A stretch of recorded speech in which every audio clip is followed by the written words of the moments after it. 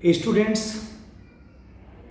आज से जो आप हमारे यूट्यूब चैनल द economica.org पर नई वीडियो देखोगे, वो प्रारंभिक परीक्षा 2026-24 मई को होने वाली है से संबंधित करंट इंडियन इकोनॉमी के बहुत सारे क्वेश्चंस जो वेरी एक्सपेक्टेड, वेरी इंपॉर्टेंट हैं, डाले गए हैं। आप रिपीटेड इन्हें देखिए और ये आपसे निश्चित रूप से मददगार साबित होंगे। ये जो मैं वीडियो बना रहा हूँ उन बच्चों के लिए विशेष रूप से है जो वास्तव में बहुत डेडिकेशन के साथ तैयारी कर रहे हैं और जिन्हें लगता है कि इस बार हमारा सिलेक्शन होना चाहिए। वो क्वेश्चन जो आम विद्यार्थी नहीं कर पाएगा, इन वीडियो के माध्यम से वो भी क्वेश्चन आप बहुत इजीली कर ले जाओगे। और ये वीडियो दोनों लैंग्वेज में होंगे, सेपरेटली होंगे। हिंदी मीडियम का जैसा मैं आज तैयार कर रहा हूँ, कल इंग्लिश मीडियम का आपके सामने होगा। आज का जो मेरा टॉपिक रहेगा वो राजकोषीय घाटा रहेगा, यानी बजट घाटों के विभिन्न रूपों में प्रथम टॉपिक मेरा राजकोषीय घाटा है। आप सरल शब्दों में राजकोषीय घाटे को जानना चाहिए। ऊपर में कई बार क्वेश्चन भी आता है, थ्योरेटिकल क्वेश्चन होता है।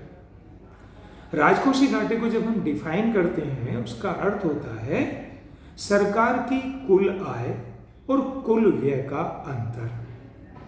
फिर से जरा समझिए, यदि सरकार के कुल व्यय सरकार की कुल आय से अधिक हो जाती है तो भारत सरकार के बजट में राजकोषीय घाटा उत्पन्न हो जाता है। और सामान्य रूप से देखोगे तो भारत सरकार के राजकोषीय घाटे सदैव रहे हैं। एक स्ट्रेटेजी भी होती है जो मैंने डिटेल देखोगे मेरी पूर्व क्लासों में, जहाँ आप डिस्कशन में देख लोगे। लिंक इसी के साथ शेयर है, आप उसे जाके खोजिए तो आपको मिलेगा। आज अब ये जानिए कि राजकोषीय घाटे को सरकार पूरा करेगी तो क्या उसका स्रोत होगा? ऋण। ये ऋण सरकार आम जनता से ले सकती है, वाणिज्य बैंकों से ले सकती है, या सरकार रिजर्व बैंक ऑफ इंडिया से भी ले सकती है। और यदि सरकार रिजर्व बैंक ऑफ इंडिया से लेती है तो भी सरकार को, रिजर्व बैंक ऑफ इंडिया को, बैंक दर के बराबर ब्याज दर उन ऋणों पर देनी होगी। ये था कंसेप्ट राजकोषीय घाटा क्या है। इसमें दो बिंदु फिर से आप दिमाग में रखिए। यदि सरकार के कुल व्यय कुल आय की तुलना में अधिक हो जाते हैं तो वो सरकार का राजकोषीय घाटा कहलाता है और इसकी पूर्ति करने के लिए सरकार ऋण लेती है। अर्थात राजकोषीय घाटे को एक वित्तीय वर्ष में सरकार की समग्र ऋणग्रस्तता के रूप में भी परिभाषित किया जाता है। अब चालू जो करंट फाइनेंशियल ईयर है उसमें जो बजट आया 2026-27, उसमें दिए गए राजकोषीय घाटे के डाटाओं पे थोड़ा चर्चा कर लें। 2024-25 का जो एक्चुअल राजकोषीय घाटा रहा वो जीडीपी का 4.4% रहा। 4.8%, 4.4 नहीं, 4.8% रहा। जबकि भारत सरकार ने 2025-26 के लिए जो बजट अनुमान दिए थे वो 4.4 के थे, और ये जो रिवाइज एस्टीमेट आए यानी संशोधित अनुमान राजकोषीय घाटे के लिए 2025-26 के लिए भारत सरकार ने दिया वो भी 4.4% रहा। 2026-27 के लिए बजट अनुमान भारत सरकार के 4.3% राजकोषीय घाटे के रहने के हैं, परंतु वर्तमान परिस्थिति जिसमें ईरान और अमेरिका का जो ऋण युद्ध चल रहा है उससे स्पष्ट है कि ये जो 4.3% बजट घाटे का अनुमान भारत सरकार ने व्यक्त किया है ये कुछ ज़्यादा होगा, क्योंकि कीमतें लगातार बढ़ रही हैं। पेट्रोल की कीमतें अंतर्राष्ट्रीय बाजार में तेजी से बढ़कर $104 पर बैरल तक पहुंच गए हैं। उसका प्रभाव निश्चित रूप से आएगा। ये तो इस बजट की बात हुई। जो आपके ब्रेन में डाटा जाने चाहिए मैं फिर से रिवाइज करा दूँ एक बार।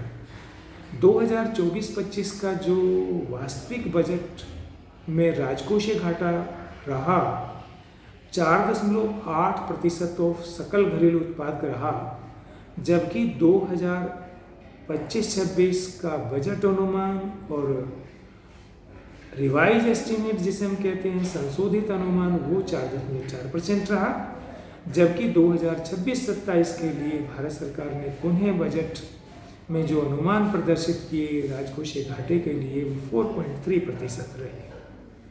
यदि हम राजकोषीय घाटे की प्रवृत्ति का विश्लेषण करें, एक क्वेश्चन इस तरह का प्री में आता भी है कि 2018-19 से 2025-26 तक का जो वित्तीय वर्ष है उसमें राजकोषीय घाटे की प्रवृत्ति कैसे रही, वो एनालिटिकल कारण प्रभाव पे क्वेश्चन होगा। जो आपको डाटा अगर दिमाग में है तो आप उसे बढ़िया से आंसर कर ले जाओगे। इसीलिए मैंने थोड़ा सा और एनालिसिस की है कि 2018-19 से लेकर 2027 तक जो बजट अनुमान दिए भारत सरकार ने और जो एक्चुअल रहा वो सारा डाटा अगर हम एनालाइज करें तो ये जानकारी आपके दिमाग में होनी चाहिए। 2020-21 का वर्ष सर्वाधिक राजकोषीय घाटा रहा इस वित्तीय वर्ष में।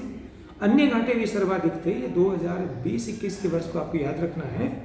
अगर केवल राजकोषीय घाटे पे विचार करें तो ये 9.2% ऑफ जीडीपी था। एक पॉइंट समझ में आना चाहिए, 2018-19 से 2026-27 तक सर्वाधिक राजकोषीय घाटा 2020-21 के वित्तीय वर्ष में 9.2% रहा।